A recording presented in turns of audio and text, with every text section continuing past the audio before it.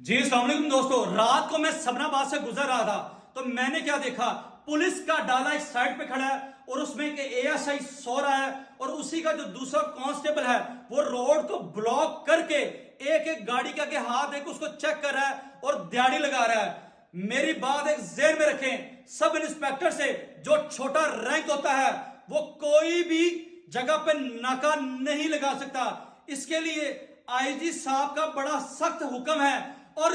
किसी भी पुलिस अफसरान को नाका लगाने के लिए मजिस्ट्रेट से इजाजत लेना जरूरी है और कोई भी पुलिस अफसर किसी जगह को रोक नहीं सकता और ना ही कोई रास्ता